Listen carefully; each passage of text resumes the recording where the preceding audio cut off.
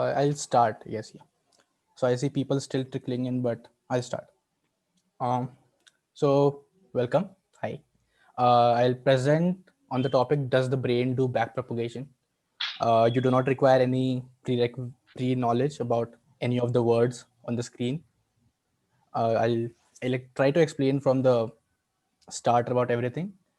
And if you have any doubts, you can ask in the chat box, or you can directly unmute and ask me during the talk. Yeah. Uh, we'll start with a basic question. I mean, do humans learn? So obviously the answer is yes.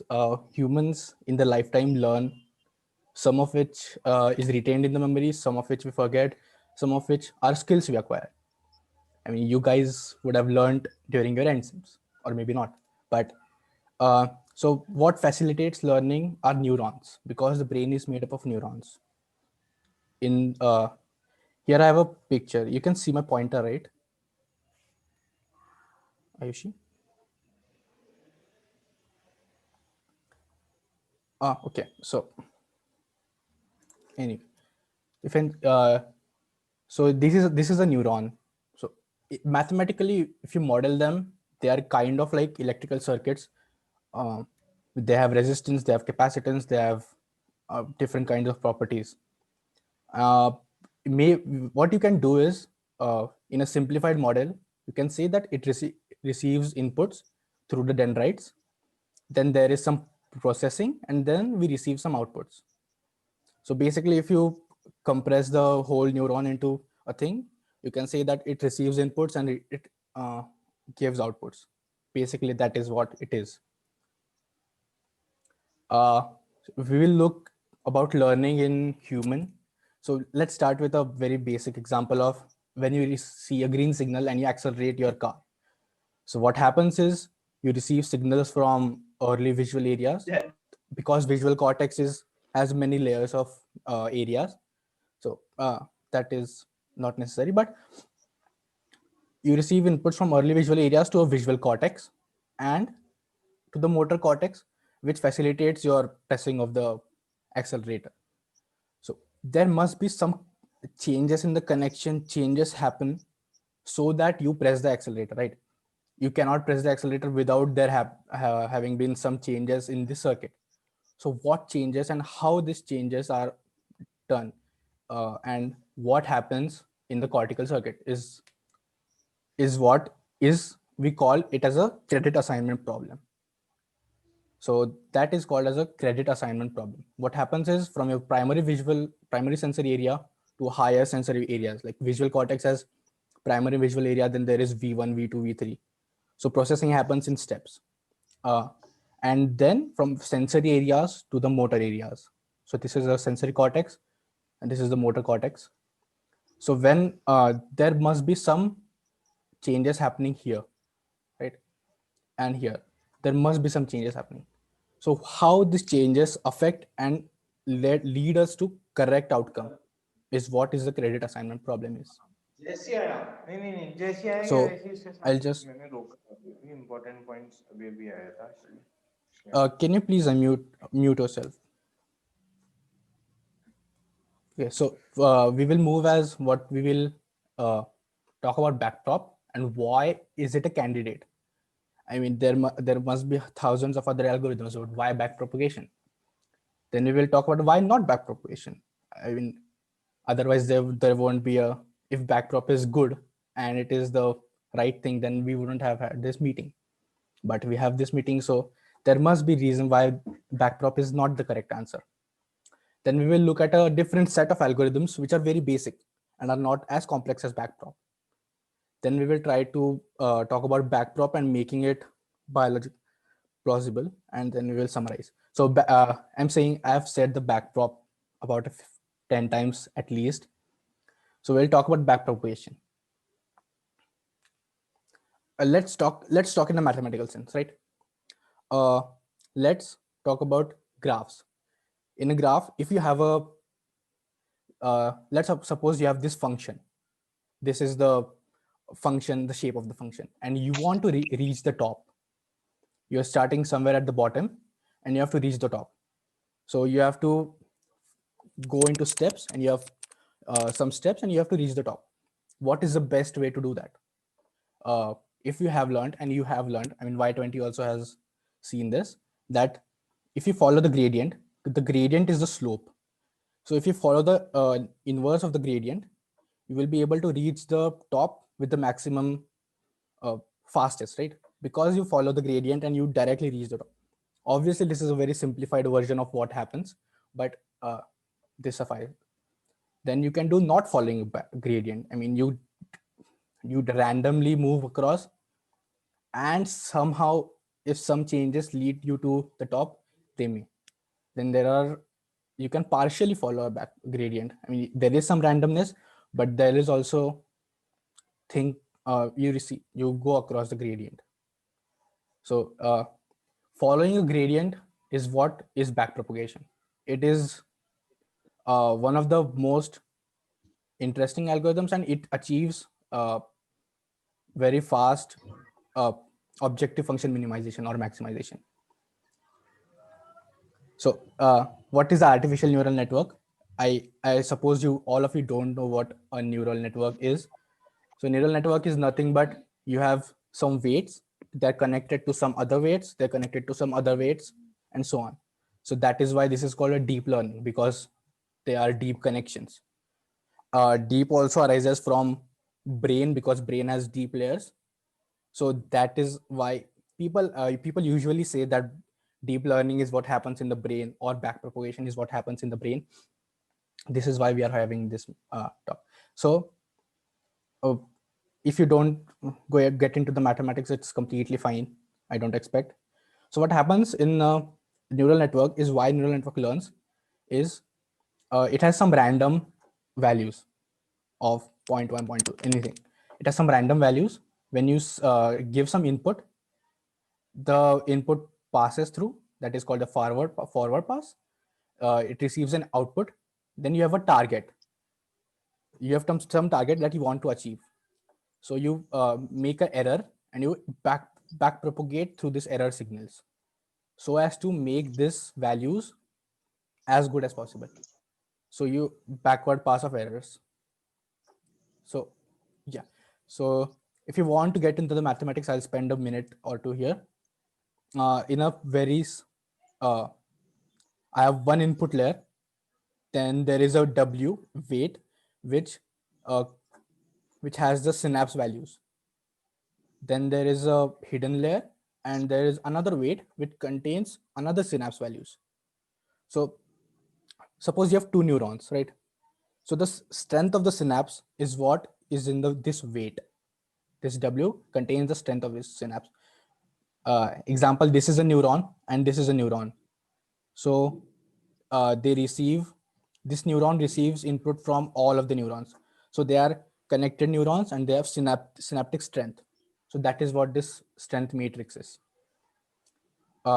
Mathematically, what happens is activity of this H is activation function delta applied on the matrix multiplication of W naught and X. So you do not need to get into the mathematics to understand, but this is what it is. Similarly, when Y is the activation function of V, which is itself matrix into multiplied by H. And then there is, you calculate the error, which is half E square. In MTH 101, you might have heard about norms. And so this is kind of a norm. You take a norm. Then, so what backpropagation algorithm is that it proposes that the change in synaptic weight W naught is directly proportional to delta W naught is directly proportional to change in loss with respect to change in the weight matrix. This is what it is. So straight up apply a chain rule. You all know chain rule. So you can write this as this. I mean, this is direct chain rule of differentiation. And if you put these values, you get this expression, E times W1T, etc., etc. Okay. So to facilitate changes in synaptic weights, what you need is an error term this E. For error term, you require targets. Then you require W1 transpose, which if you see here, for the delta W naught, you require W1 transpose. So for changes in this neuron, changes in weight between these two neurons, you require a forward W1. Then you require a derivative of activation function, and you require a separate forward and backward passes, that because that is how backpropagation goes. It is a forward pass of activity and a backward pass of errors. So backward pass of errors is what backpropagation is. Okay, so we need this. Yeah, so this is what a backpropagation is. Why is it a candidate for brain? Because it is the best we have achieved. It achieves some enormous things, like you can see that in speech technology or in beating AlphaZero or games, or AI is everywhere, and most of it is deep learning. It is in GANs and etc. So people say, I don't agree with this statement, but I think it is a very compelling one. People say that it is because backpropagation performs so well. Some people say that the brain has not yet figured out backpropagation because it is a very sophisticated algorithm. It must do something very simple. Some people say that evolutionary speaking, uh, why cannot the backpropagation uh, happen in the brain? Like if over 10,000 and millions of years humans have progressed, humans have evolved, there must be some way that humans have figured out uh, deep learning in brain. And uh, kind of I agree. And why not would have the brain chosen the best algorithm there is? So that so then why not backprop? Why? Oh, if evolution has suggested backprop, then why not backprop? Okay, so just going through it. Change in synaptic weight of W naught requires an error term, transpose of downstream weights, a derivative of activation function, and separate forward and backward passes. Reasons brain cannot do backprop. First is there is no obvious source of supervision. Supervision require. How do you calculate errors? Errors is what your why. Error is just you require targets for errors. I'm talking about supervised learning for people. So you require an obvious source of supervision, but brains do not have a supervisory signal every time, right? Sometimes you figure things out on your own without someone telling them. So there is no obvious source always. Then neurons do not communicate real values. In when we talk about the W naught, it is just a matrix. It is matrix of activity, which can be values, real values, any values. But neurons don't communicate like that. Neurons send spikes. So a neuron activity can be a spike, then zero for a long time, then three spikes, then zero for a long time. This is reason two. Then there are two separate pathways. The brain, it has been shown that there is no separate path. I mean, neurons send signal from one side to another and not from the other side to back. So you don't have two separate pathways in neuron.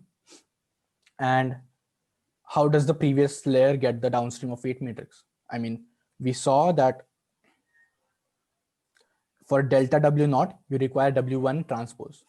Uh, how does this weight matrix get travel to here? That's also a question. Cool. Okay. So okay. So we will talk about some classes of algorithms from going from backprop. Backprop is called what is called as a vector feedback, because if you see delta W naught, it is also a vector. So so if you see with error term, you can change each synapse individually. There is a vector term that changes all of the synapses. So if you have okay, so yeah, So it is a vector feedback thing. Then there is a scalar feedback algorithms such as perturbation learning. So what happens in that is you have a network.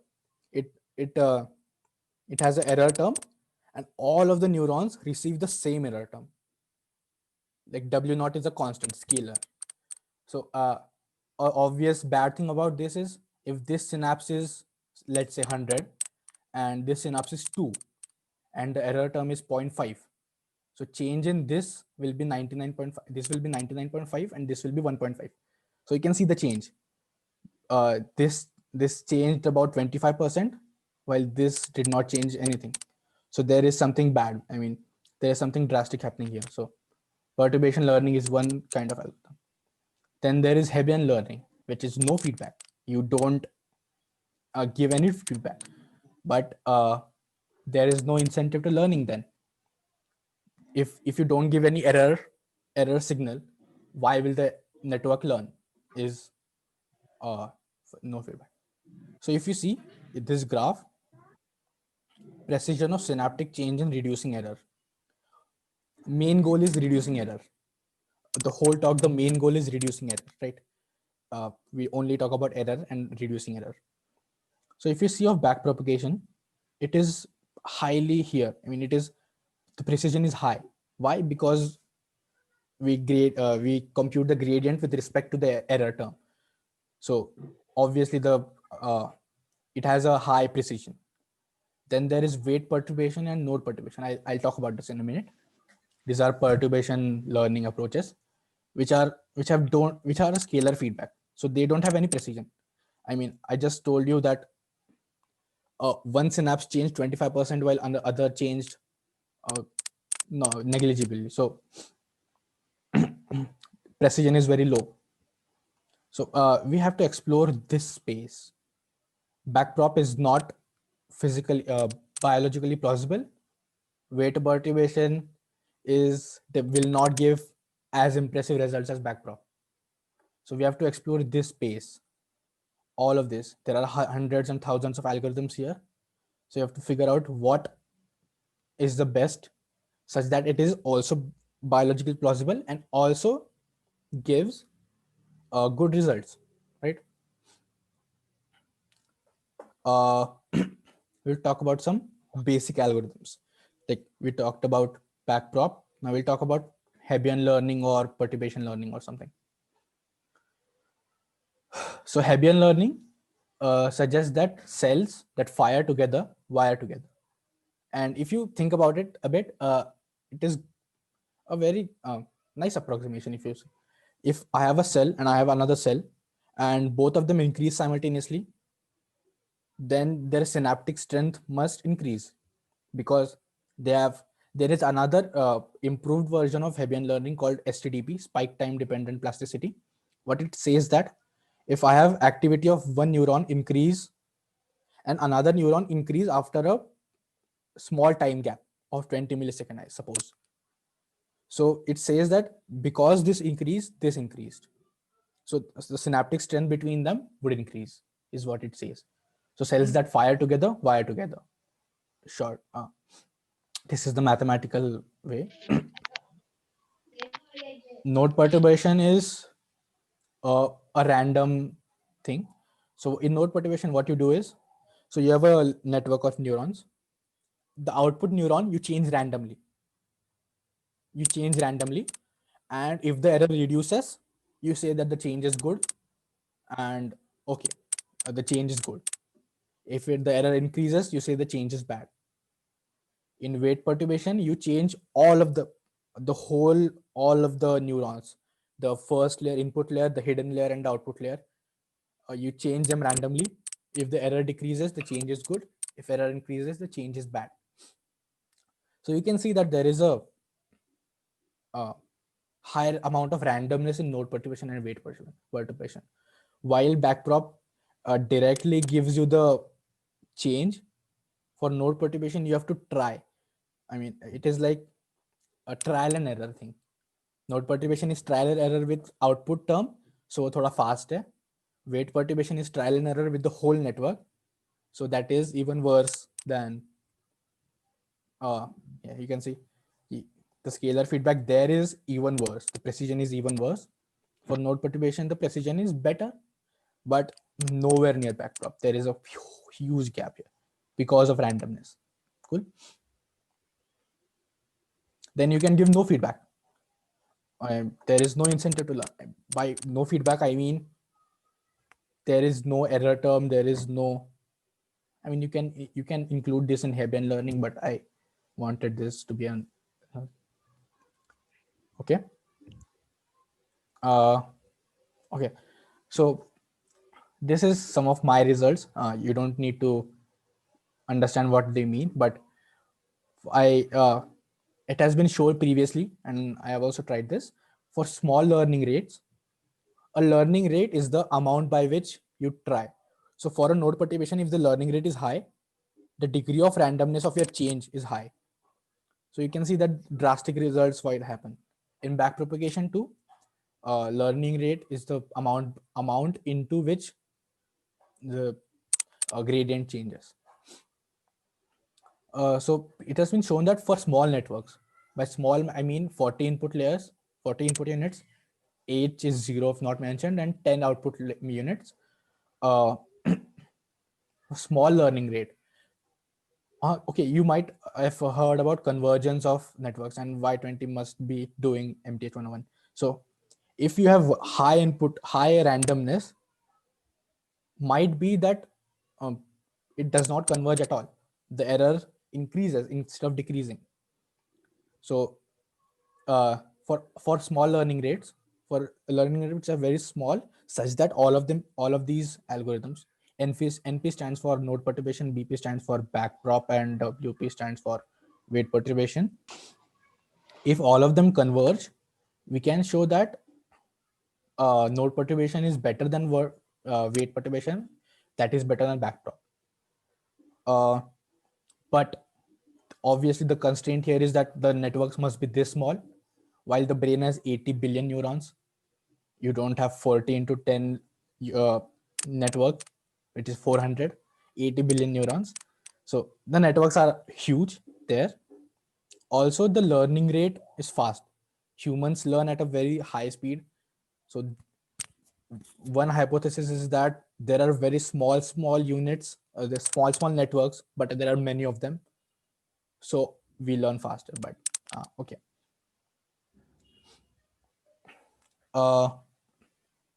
Cool. So if are there any questions,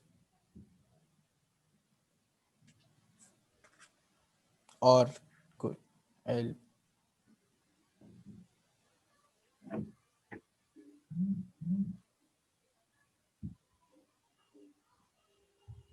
can you describe the task on what the network was trained? Okay, cool. So this network was trained on basically this all this is error, and this is number of epochs. So epochs is the number of iterations you make the network. So for each step, there was a input of random 40 weights. The input was random, the output was random, and you made the network train. In another session, you did the same thing, and this is averaged over 100 trials. So a random thing, yeah. So the network was random, not on MNIST or some other data set. But this has been shown on MNIST too, not on CFIRE, but on MNIST.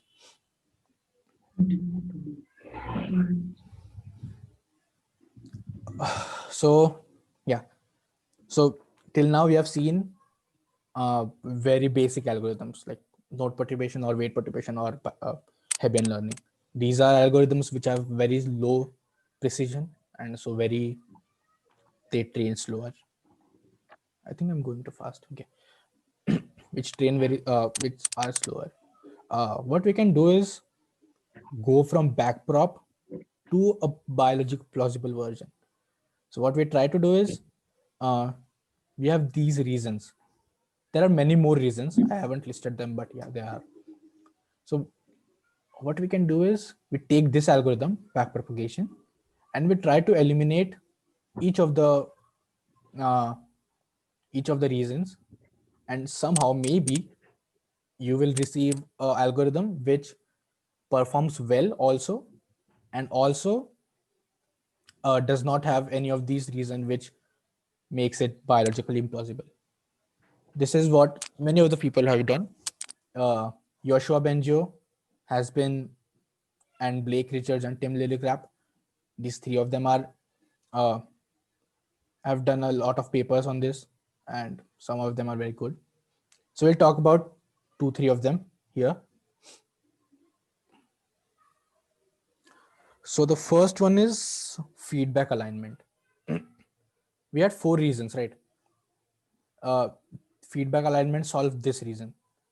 What if we don't get the downstream weight matrix? So you can see that this is the input layer, hidden layer, and output layer. So we require this. For delta W naught, we require W transpose. But how will this, this was a reason why backprop was biologically impossible. So what, in this paper, what they've done is, instead of a transpose of these weight matrix, they gave a random B matrix, which is random values. We can be anything.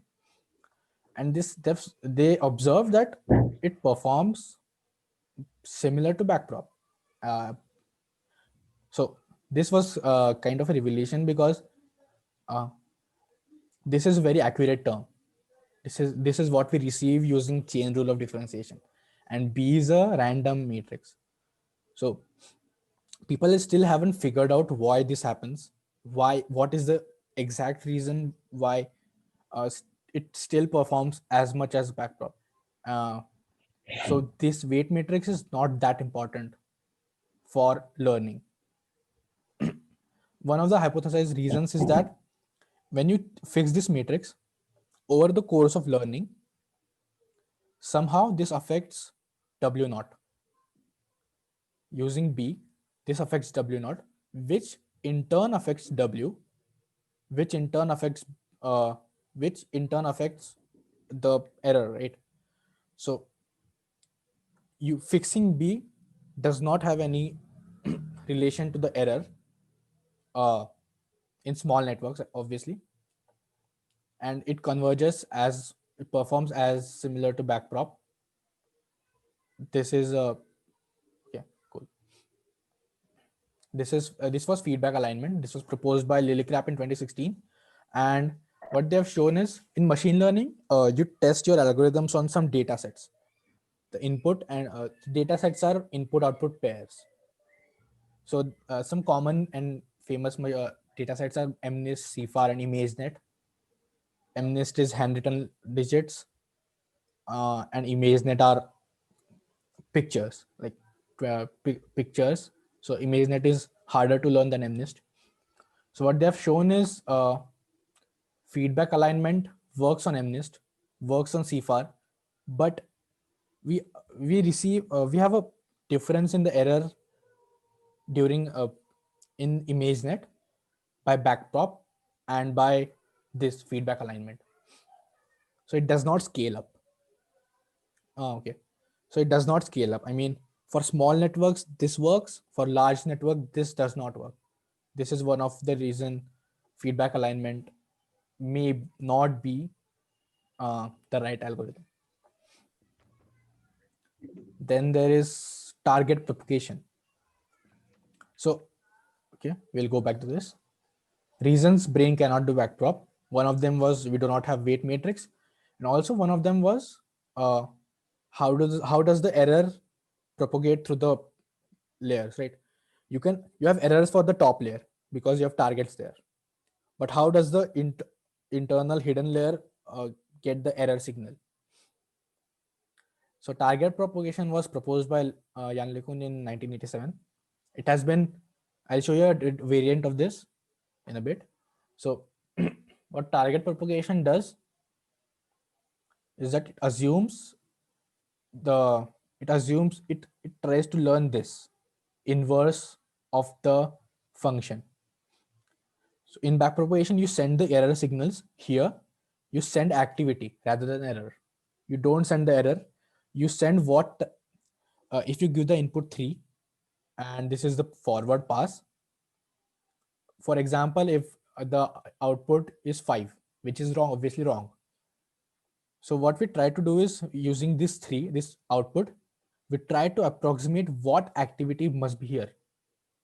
Similarly here. So this is a local learning rule. You do not have to send your activity downwards. You do not have to send your weight matrix downwards. So this is more biologically plausible. But it happened not to work as efficiently as backprop, and it performs quite bad, I suppose. There was a variant by Lee in 2015. So here, uh, okay, you do not have to get into the maths, but instead of, for to increase the uh, accuracy of target propagation, there was this difference target propagation, in which you try to learn two layers. One which learns the inverse, approximate inverse, not the, because you can't learn the exact inverse. That is a hard thing to do. So you try to approximate the inverse, and then you also calculate a correction term for targets. So for this, you try to find this correction term. So this is just to increase the accuracy of target propagation, because target propagation was more biologically plausible than feedback alignment and such. But there are limitations, and yeah, this works, but also there isn't any experimental evidence in brain that there is an autoencoder that learns the inverses. So yeah. Then Yosha Benjo proposed energy-based models. You've seen in many things that through evolution, uh, any organ tries to preserve energy. Any organism tries to preserve energy. So why not apply this to learning? Why not make your network such that it uses the least energy as possible? That is what Cellier and Bengio proposed. I don't even know the maths here, but yeah, that is what energy based models are. So summarizing and future work. Finally, does the brain do backprop? Uh, if you have any answers, you can type in the chat box. I'll wait for a minute. I've given you some evidences. So if you want to say yes or no, you can type in the chat box.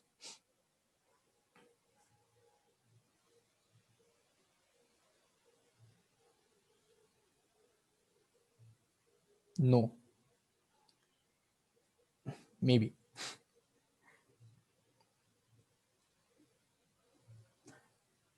Well, the answer is I don't know. Personally, I don't think it does, but a lot of people I admire, they kind of do. These are the people who have shown that backprop, by some modification, slight change, can be made biologically plausible. So maybe it can, but there isn't any experimental evidence. So it's up to you to decide what you think it is. If brain can do backprop, I mean, it seems not optimal for brain not to do backprop, because we learn things so easily, and because deep learning applications are so widespread and they also learn things easily. So why hasn't evolution found a way to do backprop? So that is a question. For future work, what we have seen is the present work. For future work, what all can you do? So one of them is moving towards a more complicated model of a neuron. So when we saw a neuron, we just said that this is a neuron which has a value w, which has a value. That is not what our brain is. This is a neuron which is complicated. This is a pyramidal neuron. There are connections, there are dendritic connections, there are interneurons, there are feedback connections, there is a plateau potential. So we use this model, a small, instead of this. So there must be a way that the neuron in an artificial neural network and a neuron in the brain don't match. We are using the wrong model itself. So learning rule is kind of useless if you're not using the right model. Yeah. So moving towards a more complicated model of a neuron is uh, a very of future work that you can do. There have been proposals where people have said that these dendritic spines, apical dendrites, can produce error term. So one of our reasons why brain does not do backprop is error term. So there is a proposed paper by Blake Richards that dendrites do produce error terms, which is interesting. From the talking from a neuroscience perspective, how how do we get into the brain and extract the algorithm? One way you can do is this. You can directly use optogenetics. So optogenetics is a methodology by which you stimulate a neuron.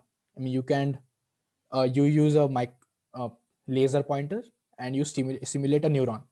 Uh, Optogenetics has reached such a point that out of the brain, a neuron is very small, not even close to a micron. So you can actually simulate a neuron.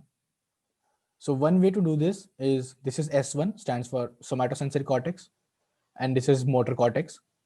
So what you do is this is a conditioned neuron. In the motor cortex, what you do is in a brain-computer interface. You must have heard brain-computer interface because of Neuralink or Elon Musk, but it has this applications here. What you do is perform a simple experiment. For a mouse, if it increases the activity of this neuron, give it reward of water, anything. So uh, on a day, take the mouse and keep it in a chamber, record its activity in the motor cortex. GCAMP is an indicator, GCAM6. So with this indicator, you can there is a thing called calcium imaging, with which you can record the activity of neurons. Quite cool. So you record this in real time, and if the mouse increases the activity, you give it a reward. For first time, it won't understand why it received a reward, right? It wouldn't know why it received a reward. But after some epochs, it is that they understand that they received the neuron because of the reward, because of increased activity of that neuron.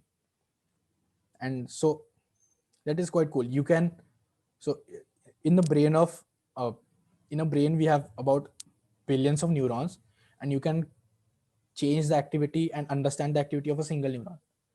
So, and you can learn changing the synaptic strengths of one neuron. That is very cool. That is from a neuroscience perspective, you can do that. You can use optogenetics and brain computer interface. Thank you. This is the end. If you have got questions, you can for if you also, this talk is being recorded, and you can contact me here or Facebook. This talk is being recorded. It will be uploaded on YouTube. Also, if you want to read about this topic in general, does the brain do backpropagation? I've listed down these 3 papers that are quite nice. The first one is backpropagation and the brain, which kind of gives the overview of the whole field. This proposes a plan on how to proceed, and this paper gives you summary of all the results, all the algorithms proposed till now, and what accuracies they achieve, and what are the shortcomings. So you have these papers you can read, or you can contact me anytime. Special thanks to some of the people: Kyle Soboda, Kevon Dai, Martin Rosta, and Randarshan. And these are the people whom I've quoted in the slides, whose slides I've used or papers I've read. Thank you. If you have any questions, you can ask.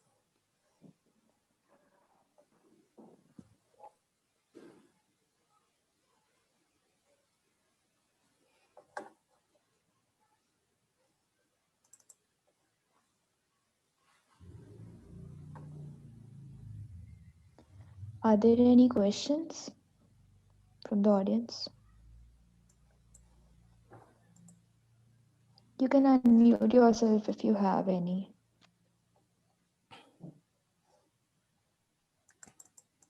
Maybe the brain found an even simpler algorithm than backprop. Shivansh has said in the chat box.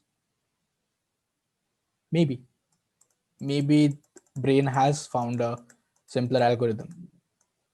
And but that is a nice suggestion. Maybe the brain has, so we have to find that algorithm, right?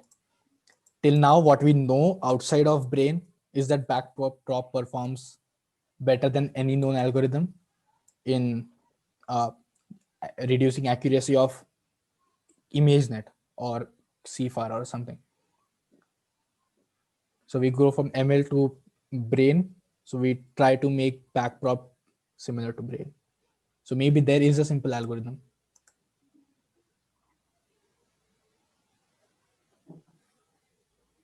Shashia said, why backprop is more important question than ask how brain does backprop. I agree, somewhat.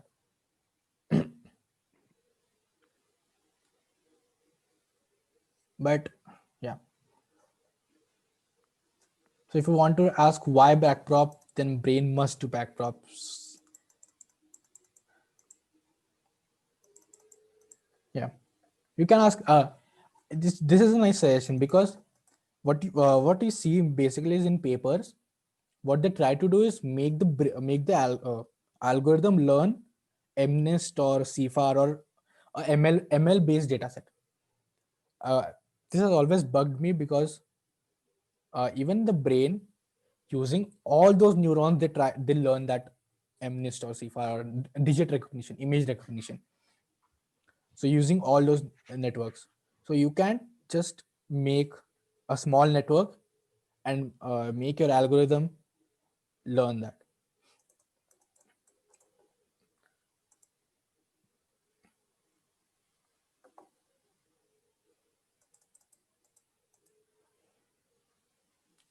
Also, you might want to look into how things evolve in brain. Usually it happens to improve chances of survival, or when something is linked to the survival of humans. So not every better solution to do something can be opted by brain by evolution. Yes, that's a very nice point. That is why people have proposed energy based models, where the network tries to minimize the energy instead of increase, and tries to increase the error, decrease the error as well. So so people also use this exact statement as to why there must be backprop, because uh, to make humans smarter, it has the human brain has evolved such that it has found the over million years human has found the best algorithm. And uh, as far as we know, uh, outside of the brain in machine learning, is that backprop is performs the best. So we say that backprop may be what is in their brain.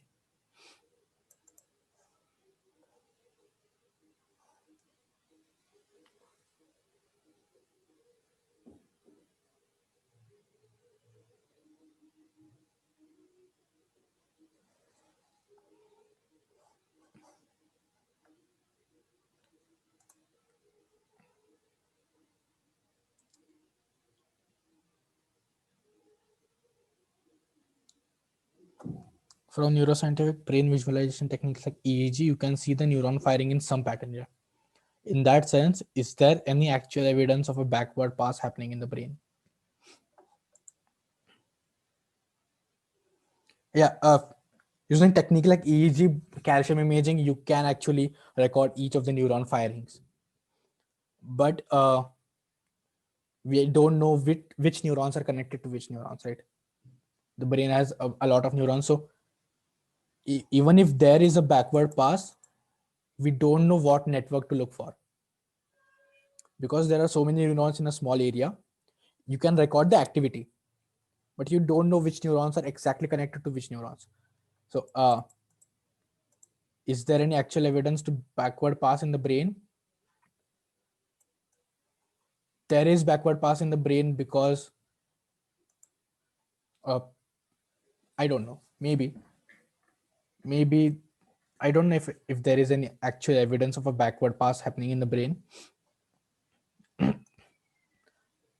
But we have seen that if you choose a network, all of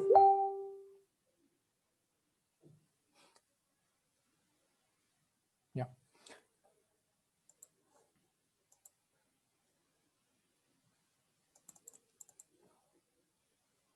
size of neuron.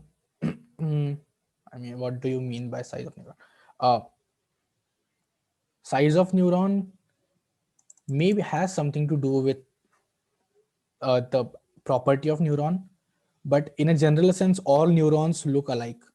If we simplify things, most of the neurons uh, look look like what I've shown, that it has dendrites and axons and terminals. What do you mean by simulation of neuron? It is stimulation of neurons. So what happens is optogenetics is you have a screen, you pass your laser, and I don't know the exact mechanism, but through that laser you pinpoint your laser beam to such small accuracy that it actually reaches the neuron, the exact neuron, and it increases its firing rate. So you can increase the firing rate of a neuron. So in this, what you can do is choose one neuron and stimulate it using optogenetics, and so it increases its firing rate. And using we know that if one neuron fires, the neurons connected to it also want to fire, because that is how the synaptic strength increases. So if you stimulate one neuron, you see this uh, this neuron firing, you record its surrounding neurons, and if you see all them also increasing their spiking, you can say that they are connected.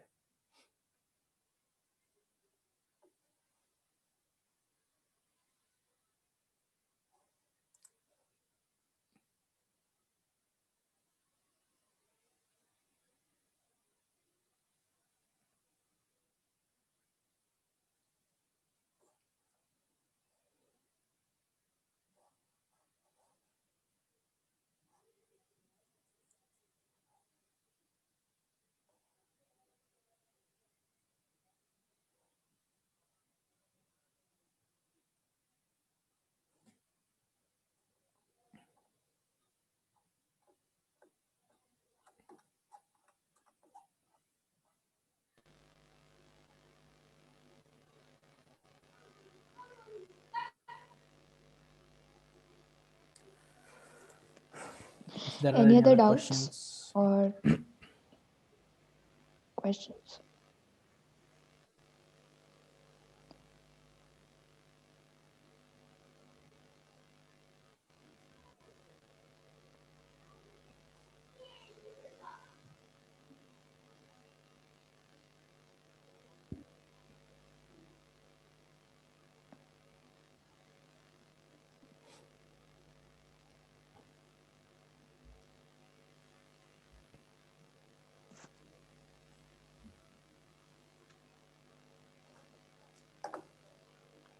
If you have any other questions, or if you want to know more, or if you want to discuss more, I'm ready.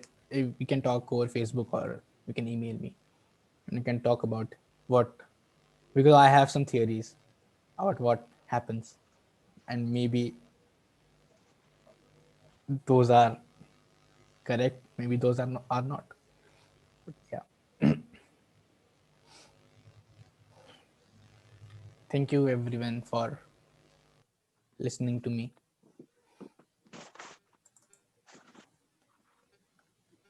We will share the slides and we will Thanks, share Mo. the uh, recording too. Thank you, sir. Related to the functioning of the so,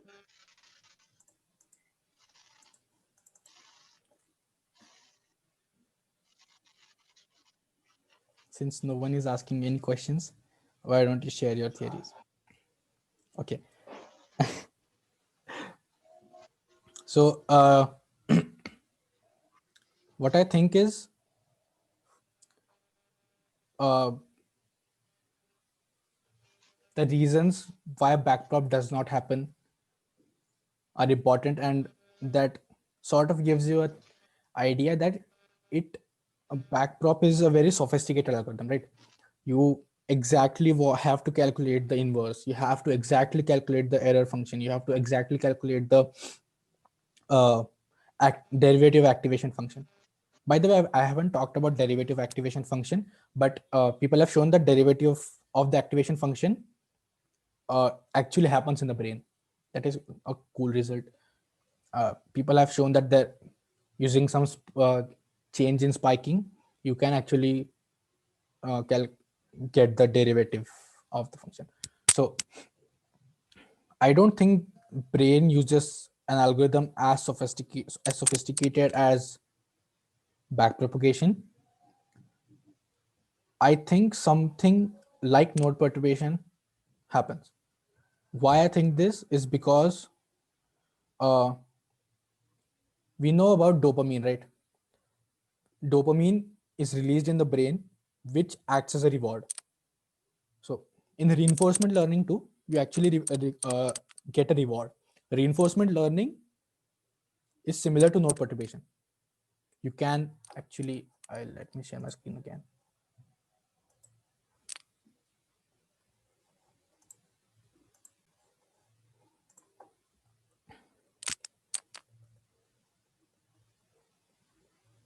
Okay, if you see this, this is a shallow network. This is a reinforcement learning, because reinforcement learning is kind of node perturbation. And also reinforcement learning has shown that it is also quite good, right? So maybe there is node because we have dopamine, and so dopamine is a, if there is an increase in dopamine, there is an increased reward. If there is a decrease in dopamine, there is a decreased reward. So the feedback is scalar, not vector. You receive a scalar feedback to all the whole network, similar to node perturbation where you receive a signal which is scalar in nature. So maybe there is mostly node perturbation that happens, and the humans learn fast because the brain has so many neurons, not because the algorithm is best. It's because through evolution,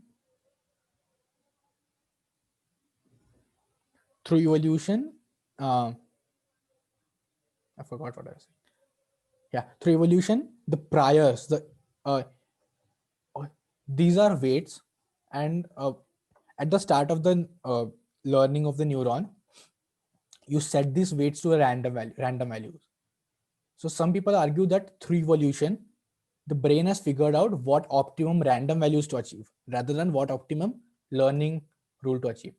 So when you have optimum, very nice initial conditions, learning won't take that much time, because most of the situations the human has faced, the human learns, that has been going on since centuries, and some of it, right?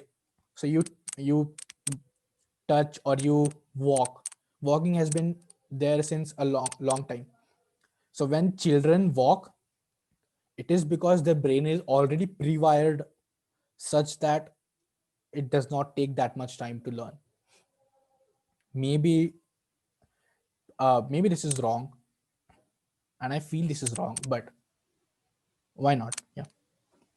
Can we in some way calculate the information gain or the energy required to do backprop by neurons? If so, then perhaps that can give some clues about the possibility of backprop in brain, given that we do know some things about energy consumption by brain. No idea. I have no idea about this. Uh, there was this paper which I talked about the energy based models. I personally haven't read this in detail, so I don't know about this. But maybe the brain, yeah, maybe there is information gain or maybe energy. Uh, yeah, that can be a solution. I don't know about that.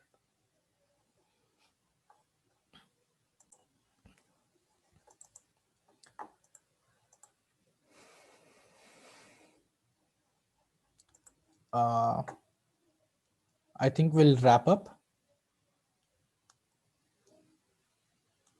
If anybody has questions, you can put it in the chat box or else.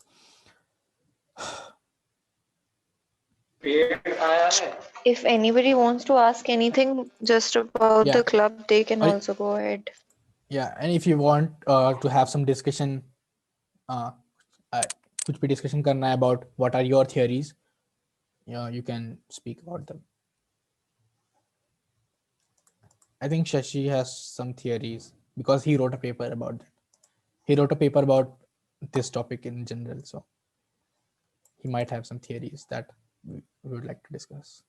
That might be interesting.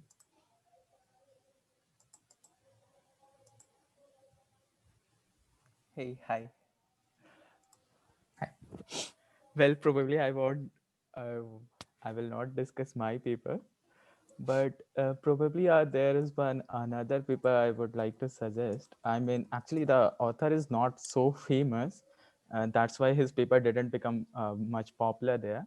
But still, it got at 40 citations in 1 year only.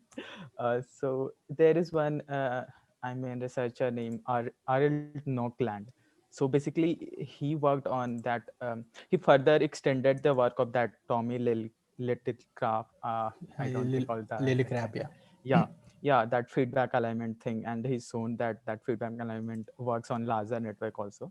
But recently, he published one another paper in 2019 only, in which basically he showed that instead of solving a global loss as in backprop, if you solve some kind of local loss function, then also basically you can train the networks Yeah. very well. I mean, comparable to backprop.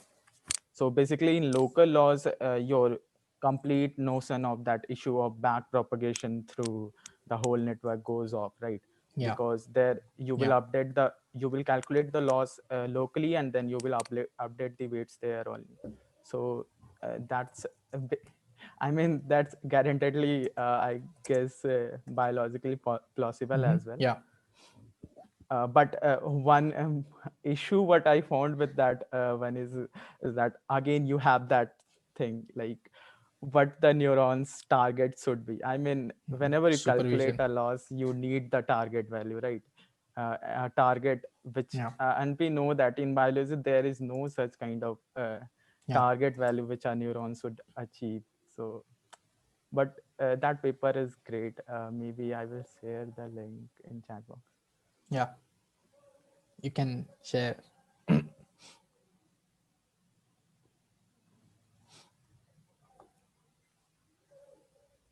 That is also a very good suggestion that instead of a learning that happens throughout the network, why not just learn in single layers, like learning in this layer, learning in this layer are separated.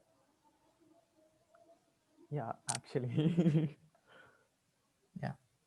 Maybe you can relate this also to that very long debate on whether the brain do distributed coding or sparse coding. Yeah. So Yeah. by distributed coding, it means that you first subdivide the problem into multiple sub problems, and then basically you use the features of those sub problems, and then you compute what is it's predicting. And in sparse, basically you took the whole bunch of the features at once and you Yeah.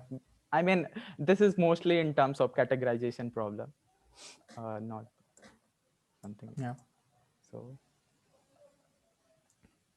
I mean, if you're on Twitter and you follow some people there, they have like very long debates on why the brain does backprop or why the brain does not do backprop. And there are some of my theories, what I've talked about came from Twitter, right? People, okay. the brain having Yeah, I mean, priors. I saw that if you're following Blake Richard and Yeah, they are yeah. really, I mean, their works are very aligned to this one. Yeah. Blake Richards is a scientist at Google DeepMind. No, Mila. No, Mila no, Kubat. he's at Mila with Yeah. Bonjour only. So Yeah. actually, I guess Benjio and Richard, and there is one more, Irina Riss. They mostly work closely with each other on bioprop. Yeah. I mean, biologically plausible methods. Tim Lillicrap is at Google I guess DeepMind. recently only that. Yeah, Lil. He is at DeepMind. I guess recently they published that paper, right? I guess you put. I mean, take took one screenshot from that paper also. Yeah, I guess that I was took also a good paper. I mean, they reviewed all of the method. yeah, I think this screenshot. Okay. It was a good paper. Yeah, I agree. There was also a recent paper. But I guess they mostly support that target propagation via autoencoder thing. I guess. I mean, their viewpoint is mostly on that one only. But, okay. There was also a paper recently. The authors are pure biologists, Peter Roelsma and other people. Okay. So I haven't done any of this computational modeling stuff, but they proposed an algorithm called BrainProp. So they took the name earlier. मतलब उन्होंने नाम ले लिया. अब people can't name their algorithm BrainProp. But in that, what it does is similar to node perturbation, only at the output layer, but node perturbation such that it has some value of targets. So they show that if you randomly pick up a neuron, and if you pick up all the neurons, their algorithm turns into backprop. But if you pick one neuron, it is not backprop. And they show that learning is very good. Nice paper that was, but I can share the link if you I guess mostly I got the paper. So it's this one, right? How the brain can implement reward-based error backpropagation. no, it was attention gated brain propagation. Yeah, okay. It's NIPS 2020.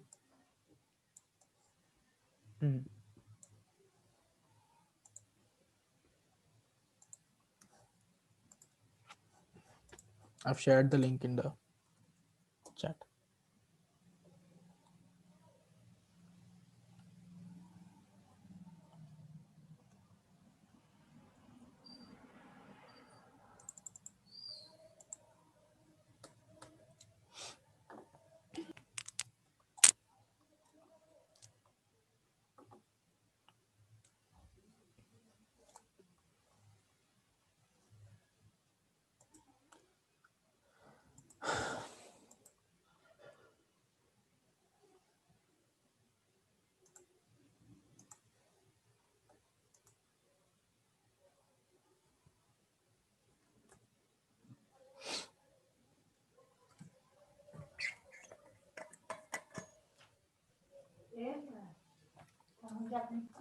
We have wrapped up. If you want to leave, you can.